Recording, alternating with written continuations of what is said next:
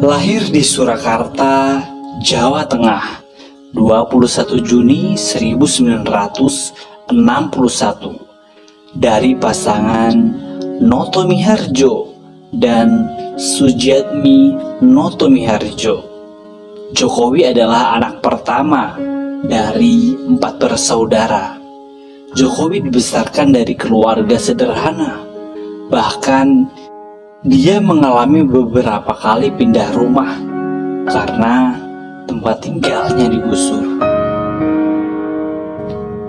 Berasal dari keluarga yang sangat sederhana, membuat Jokowi merasakan hidup yang sulit dan keras pada masa kecilnya.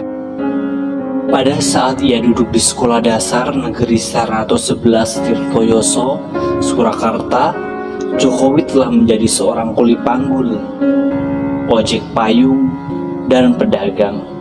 Hal tersebut ia lakukan hanya untuk membiayai kebutuhan sekolahnya hingga makan sehari-hari.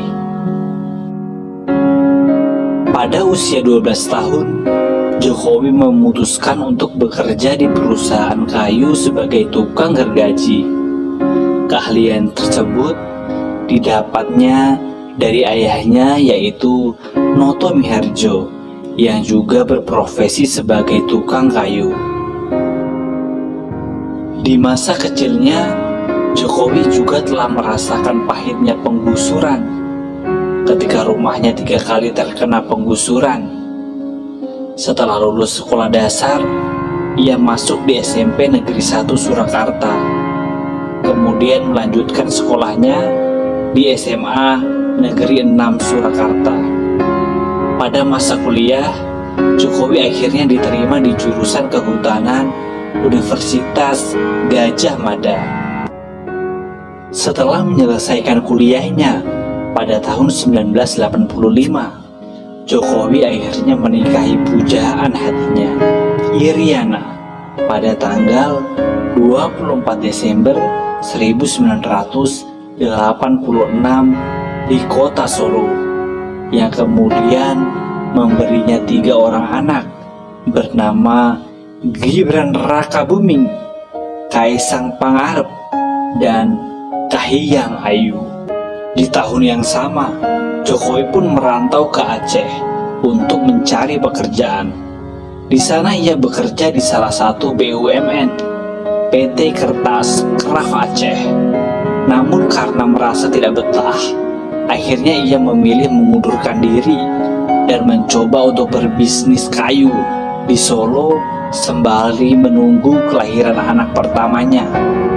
Sebelum memulai usahanya sendiri, Jokowi bekerja di perusahaan milik pamannya di CV Roda Jati Solo.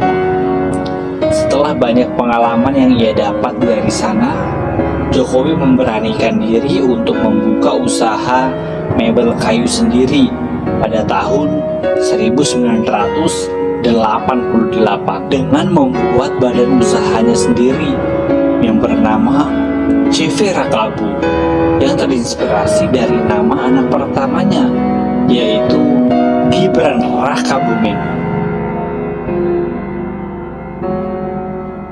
Bisnis Jokowi di bawah naungan CV Rakabu mengalami pasang surut, bahkan hampir bangkrut. Namun pada tahun 1990, berkat pinjaman dana sebesar 30 juta rupiah dari ibunya, Jokowi kemudian mencoba bangkit kembali. Setelah bisnisnya mulai bangkit, Jokowi memulai perjalanannya untuk keliling Eropa, Amerika, dan Timur Tengah. Alhasil, Jokowi sukses menjadi pengusaha ekspor mebel. Pada saat Jokowi berkeliling Eropa untuk melakukan perjalanan bisnis mebelnya, ia pun mendapat inspirasi mengenai tata kota yang bersih serta rapi, yang akhirnya membuat Jokowi ingin menerapkannya di negara asalnya, yaitu Indonesia. Di tahun 2005, Jokowi mencalonkan diri menjadi calon wali kota Solo yang diusung oleh Partai Kebangkitan Bangsa dan PDI Perjuangan. Meskipun ia tidak memiliki pengalaman politik yang cukup, Jokowi akhirnya berhasil keluar sebagai pemenang dan menjadi wali kota Solo. Kepemimpinannya sebagai wali kota Solo banyak mengubah wajah kota Solo menjadi kota yang nyaman, serta relokasi pedagang tanpa menimbulkan kerusuhan. Jokowi juga dikenal sebagai pemimpin belusukan, yaitu sering berkeliling melihat langsung keadaan kotanya.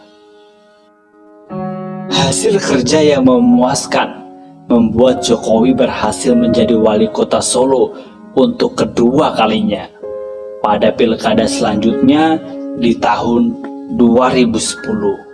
Dari situlah Jokowi kemudian mulai dikenal rakyat karena karakter yang sederhana serta prestasinya pada masa jabatannya menjadi wali kota Solo. Keberhasilannya memimpin kota Solo kemudian membuat mantan wakil presiden Indonesia Yusuf Kala memintanya untuk maju ke kursi gubernur.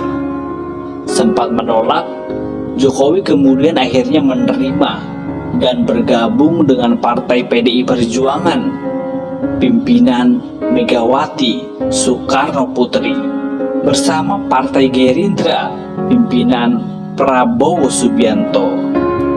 Jokowi akhirnya resmi mencalonkan diri sebagai Gubernur DKI Jakarta berpasangan dengan Basuki Cahayapurnama atau yang lebih dikenal sebagai Ahok.